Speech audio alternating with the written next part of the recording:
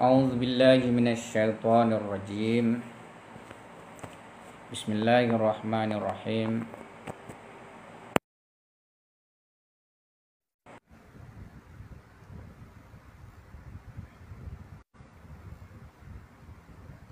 Alhamdulillahi Rabbil Alamin. Bari'ul khalaiki ajma'in. Asyhadu an la ilaha illallah wahdahu la syarikalah. Wa asyhadu anna Muhammadan abduhu wa rasuluh. Allahumma salli ala Muhammadin wa ala alihi tayyibin at-tahirin wa ashabil muntajabin ajma'in.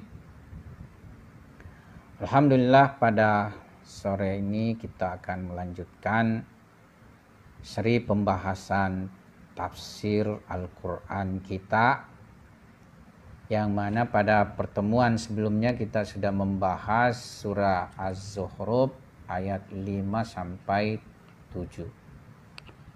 Dan pada kesempatan ini kita akan membahas ayat 8 dan ayat 9 dari surah Az-Zukhruf ini.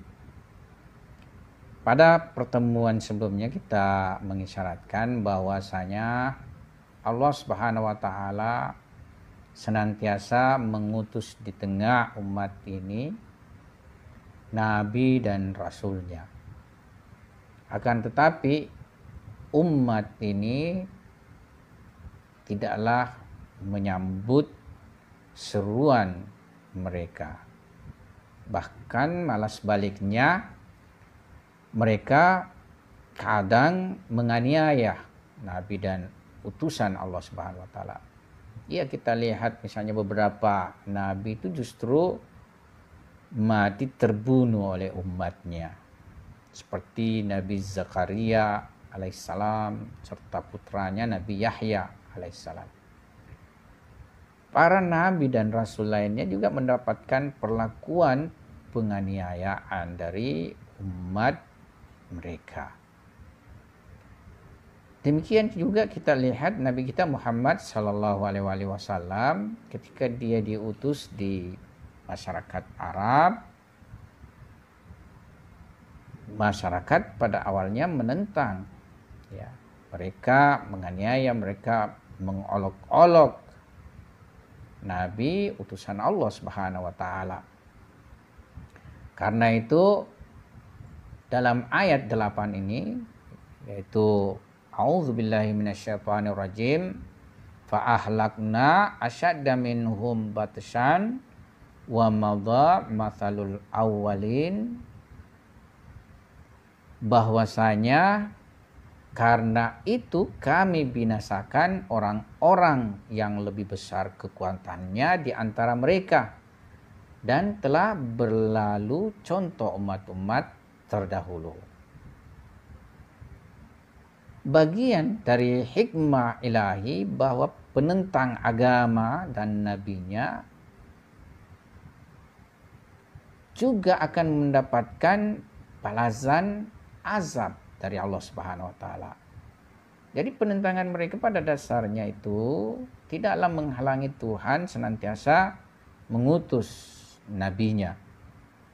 Tapi karena perlakuan mereka terhadap nabi yang sudah melampaui batas resmi, sudah melampaui batas, sehingga Allah Subhanahu wa taala menurunkan azab terhadap mereka.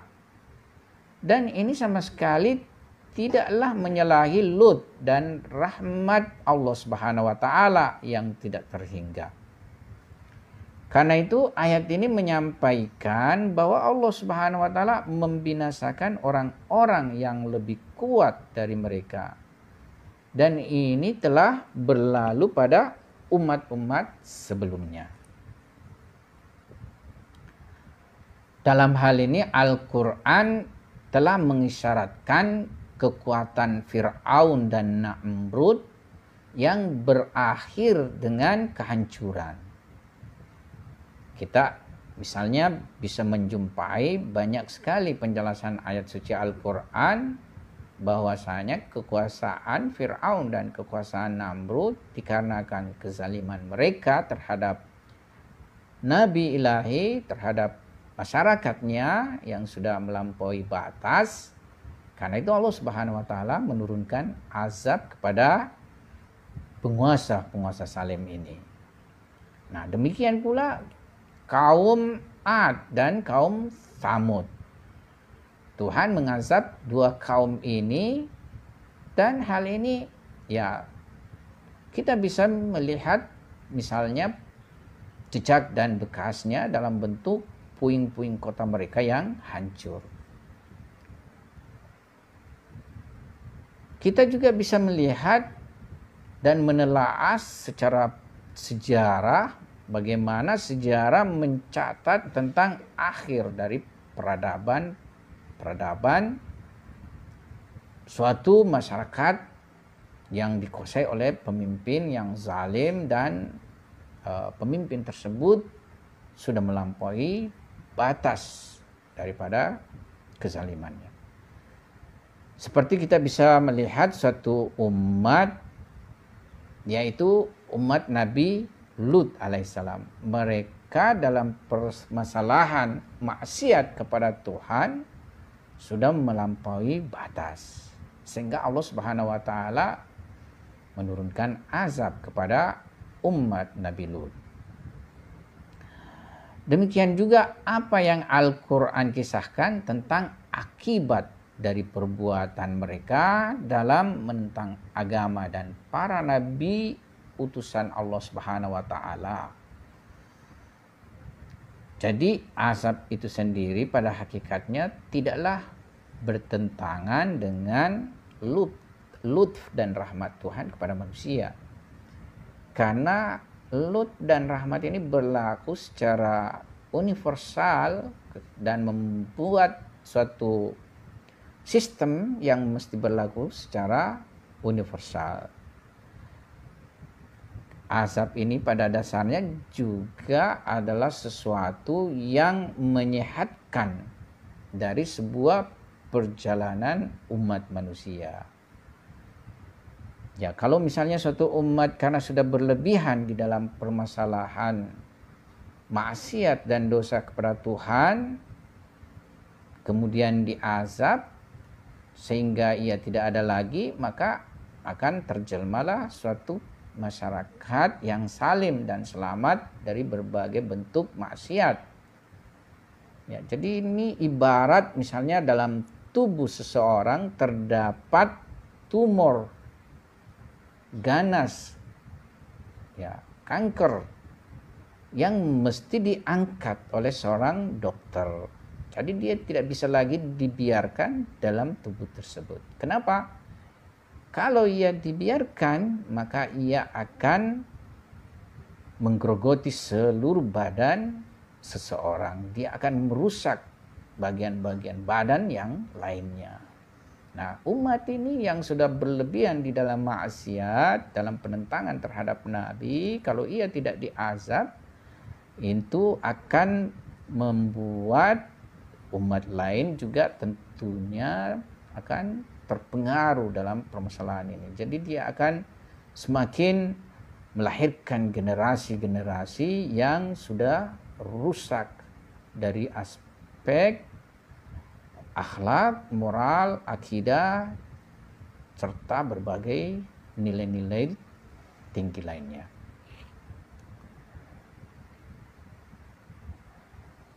Nah, di dalam ayat ini kita jumpai kata batsan yang punya makna mengambil sesuatu dengan kuat, dengan kekuatan. Dan kata ini disertai dengan kata asyad yang bermakna sangat. Karena itu kalimat fa'ahlakna asyadda minhum batasan, maka kami hancurkan,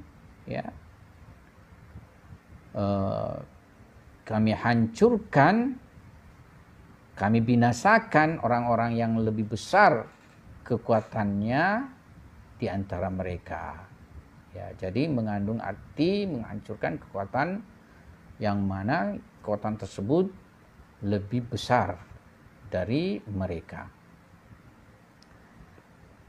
Dan ini serupa di tempat lain dalam Al-Quran dalam ayat 78 surah Al-Qasas, yang mana Allah Subhanahu wa taala berfirman, A'udzubillahi minasyaitonirrajim, awalam ya'lam annallaha qad ahlaka min qablihi minal quruni man huwa asyaddu minhu quwwatan wa aksaru jam'an.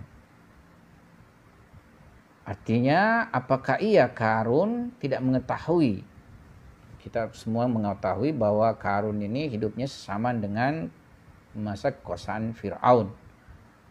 Apakah ia Qarun tidak mengetahui bahwasanya Allah sungguh telah membinasakan umat-umat sebelumnya yang lebih kuat daripadanya dan lebih banyak mengumpulkan harta. Juga kita akan lihat bahwa ayat ini sejalan dengan ayat 21 surah Al-Mu'min. Awalam yasiru fil ardi fayanzuru kaifa kana akibatul ladzina kanu min qablihim. Kanu hum asyadda minhum quwwatan wa atharan fil ardi fa akhadhahumullahu bidzunubihim wa ma kana lahum minallahi min waq. Dan apakah mereka tidak mengadakan perjalanan di muka bumi lalu memperhatikan betapa kesudahan orang-orang yang sebelum mereka. Mereka itu adalah lebih hebat kekuatannya daripada mereka dan lebih banyak bekas-bekas mereka di muka bumi. Maka Allah mengazab mereka disebabkan dosa-dosa mereka. Dan mereka tidak mempunyai seorang pelindung dari azab Allah.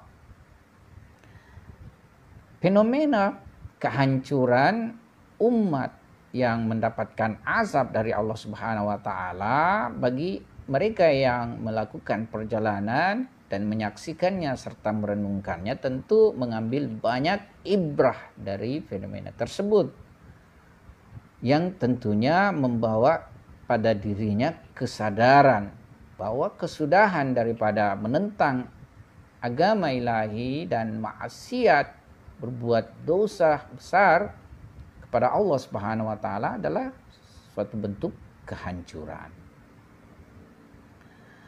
Pada intinya, lutf dan kasih sayang Tuhan yang tidak terbatas tidaklah bertentangan dengan azab yang membinasakan. Sebagaimana kita tadi sudah isyaratkan.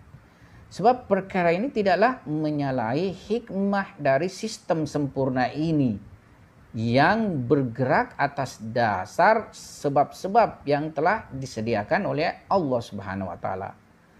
Baik itu sebab-sebab materi yang nampak bagi kita maupun sebab-sebab non materi yang tersembunyi dari penginderaan manusia. Jadi pada hakikatnya sebab-sebab itu sendiri terdiri daripada sebab-sebab materi dan sebab-sebab non materi. Nah, dalam permasalahan sebab-sebab ini kita tidak boleh berada pada satu titik ekstrim yang satu atau pada suatu titik ekstrim yang lain. Misalnya kita cenderung berpandangan materialistik bahwa semua fenomena dan peristiwa yang terjadi di alam ini yang terjadi pada manusia itu semua dikarenakan sebab-sebab yang bersifat materi, yakni murni cuma hanya sebab-sebab materi saja. Nah, pada titik ekstrim yang lain ya kita menafikan sebab-sebab materi, tapi hanya berpandangan bahwa semua kejadian dan peristiwa itu munculnya dari faktor sebab-sebab yang bersifat non materi. Ya, tapi dalam permasalahan ini ya terkadang ya peristiwa itu muncul dikarenakan adanya dimensi sebab-sebab non materi dan sebab-sebab materi. Ya. Selanjutnya di dalam ayat 9 surah ini Allah Subhanahu wa taala berfirman, wala in sa'altahum man khalaqas samawati wal ardh la yaqulunna khalaqahunnal azizul alim. Apabila kamu tanyakan, dan jika kamu tanyakan kepada mereka, siapakah yang menciptakan langit dan bumi? Pastilah mereka akan menjawab, semuanya diciptakan oleh yang maha perkasa, maha mengetahui. Khusus ayat 9 ini mengisyaratkan tentang adanya fitrah kebertuhanan tauhidi pada diri manusia. Bahwa pada hakikatnya penciptaan alam semesta ini beserta sistem yang ada padanya adalah wujud tunggal. Adalah wujud Tuhan yang tunggal. Ya tentu di dalam permasalahan pembuktian eksistensi Tuhan dan keesaannya, tauhid itu kita dapatkan di dalam penjelasan kitab-kitab kalam, kitab-kitab teologi, di mana pada dimensi ini bahwasanya para filosof maupun teolog Muslim membuktikan eksistensi Tuhan dengan jalan argumentasi dan berbagai argumen yang mereka ajukan. Yang salah satu diantaranya yang paling umum sekali adalah argumen keteraturan. Tapi terdapat argumen yang lebih kuat dan kokoh daripada argumen tersebut. Misalnya ada argumen imkan dan wujub. Ada argumen siddiqin, ya, yang mana pada tataran ini maka seorang yang mempunyai keyakinan terhadap agama bisa berpegang dengan sebuah argumen kokoh dalam permasalahan adanya eksistensi Tuhan, yang tentunya berhadapan dengan mereka yang tidak menerima keberadaan eksistensi Tuhan seperti kaum ateis dan kaum agnostik. Ya. Nah, pada ayat ini terdapat isyarat tentang fitrah kebertuhanan tauhidi pada diri setiap manusia. Ya. Jadi Tuhan menyatakan wala in saltahum man khalaqas samawati wal ard la yaquluna khalaqahunnal azizul alim. Jadi masyarakat Arab yang masih jahiliyah juga ini, apabila mereka itu ditanya bahwa siapa yang menciptakan langit dan bumi, mereka menjawab yang menciptakan langit dan bumi ini adalah yang maha perkasa dan maha mengetahui. Ya.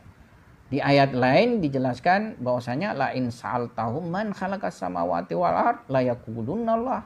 Siapakah yang menciptakan langit dan bumi? Mereka menjawab bahwa Allah yang menciptakan langit dan bumi. Jadi pada permasalahan penciptaan, pada hakikatnya mereka meyakini keberadaan Tuhan yang maha pencipta. Mereka itu pada hakikatnya syirik dalam permasalahan kepengaturan dan kepengelolaan alam. Ya, jadi mereka memandang misalnya terdapat maujud-maujud yang lain yang mempunyai kekuatan mengatur dan mengelola alam ini. Jadi mereka misalnya memandangkan ada sebuah Tuhan lain yang memberi rezeki, Tuhan yang lain memberi keamanan, dan lain sebagainya. Dan mereka membuat berhala-berhala sebagai wasilah untuk sampai kepada Tuhan-Tuhan tersebut. Ini dalam tinjauan Quranik dan tinjauan logikal tentunya adalah suatu perbuatan yang sifatnya tidak benar dan menyalahi sifat-sifat sempurna insani. Jadi adanya ikatan erat Dan kesinkronan antara sistem alam yang tunggal ini dengan pengadanya, yaitu pencipta langit dan bumi, mestilah keluar dari suatu maujud yang tunggal, yakni Allah Subhanahu wa taala. Sebab sekiranya misalnya alam ini ya tidak keluar dari Tuhan yang tunggal, maka sistemnya tidak dalam suatu sistem kesatuan, tapi bisa saja terdapat sistem-sistem yang satu dengan yang lainnya tidak membentuk suatu sistem yang rapi dan sistematis, ya. Dan ini dalam kaidah filsafat sangat jelas, karena antara akibat dengan sebab mesti ada yang disebut dengan sinkhiyat, kesetipaan, kesejenisan, ya. Jadi tidak bisa muncul sesuatu itu kalau dia tidak berasal dari sesuatu yang mempunyai kesejenisan, ya, kesetipaan. Nah, inilah yang kemudian dari silsilah sebab akibat yang membentuk kemudian satu sistem. Coba kita lihat, misalnya perkara yang dahulu itu adalah tersedia untuk munculnya perkara yang sekarang, ya. Atau kondisi yang dahulu itu adalah persiapan munculnya kondisi sekarang, dan kondisi sekarang ini juga merupakan persiapan untuk memunculkan kondisi yang akan datang, dan ini terjadi suatu ikatan, ya, yang sangat erat dan membentuk suatu sistem yang tidak terpisahkan. Oke. Di sini bukan tempatnya kita membahas lebih jelimet permasalahan ini tentunya. Jadi karena itu kaum musyrikin juga pada hakikatnya tidak mengingkari wujud dan eksistensi tunggal Allah Subhanahu wa taala sebagai pencipta, sebagai pengada alam ini. Ya. Mereka tadi kita sudah isyaratkan, mereka ini di dalam permasalahan kepengaturan dan kepengelolaan alam ini terdapat dilematis dan problematis, karena memandang terdapat wujud-wujud yang secara independen mempunyai kekuatan kepengaturan dan kekuatan kepengelolaan. Nah, di ayat tadi juga kita sudah singgung bahwa masyarakat musyrikin sendiri juga mengakui pencipta itu adalah Allah Subhanahu wa taala. Wala in sa'altahum man khalaqas samawati wal arda yaquluna ya Allah. Nah, kaum penyembah berhala ini pada hakikatnya mempunyai keyakinan tentang keberadaan pencipta alam yang tunggal. Tapi pada tahap kepengaturan dan kepengelolaan atau rububiyah, mereka mengadakan Tuhan-Tuhan ilusi dan imajiner yang mempunyai peran kepengaturan dan kepengelolaan terhadap alam dan semua perkara-perkara lainnya yang berhubungan dengan manusia. Jadi Allah itu seakan-akan dia hanyalah pencipta dan pengada daripada alam semesta ini. Kita juga memahami suatu ajaran yang disebut deisme, yang punya pandangan bahwasanya Tuhan pada hakikatnya itu hanya mengadakan alam. Setelah itu alam sendiri mempunyai sistem yang berjalan sendiri, ya. Jadi ia ibarat seperti jam dibuat oleh seorang tukang. Ketika jamnya sudah jadi, kemudian di-cook, ya, maka jamnya itu berjalan sendiri. Nah, ini sebenarnya suatu tinjauan dan pandangan yang tidak memahami hubungan hakikat pencipta dan hakikat ciptaan. Ya. Nah, dalam ayat ini terdapat kata Al-Aziz dan Al-Alim yang merupakan dua sifat dari sifat-sifat ilahi, di mana mengisyaratkan bahwa Tuhan pencipta alam ini mempunyai sifat kesempurnaan, maha perkasa dan kuat serta maha berilmu, yang dengan kekuatan dan ilmunya yang mutlak menciptakan alam raya ini dan mengaturnya penuh hikmah. Dia dalam mencipta tidak membutuhkan penolong, ya. Jadi ia independen secara mutlak dalam mencipta. Demikian juga dalam mengatur alam ini sama sekali tidak memerlukan penolong. Jadi ia merupakan wujud yang mempunyai kekuatan, ilmu, irada, dan dengan itu ia mengatur alam raya ini. Dan ya kita tidak bisa membayangkan tadi seperti pemahaman deisme, tapi mengaturnya itu mempunyai hubungan bahwasanya makhluk adalah ciptaan ini mewujud fakir, di mana dari segi kewujudannya senantiasa akan menerima emanasi eksistensial darinya, serta berbagai kebutuhan eksistensialnya senantiasa bersumber dari penciptanya, yaitu Allah Subhanahu wa taala. Sekianlah kita punya pertemuan pada kesempatan ini, mudah-mudahan ada manfaatnya. Wabillahi taufiq wal hidayah. Assalamualaikum warahmatullahi wabarakatuh.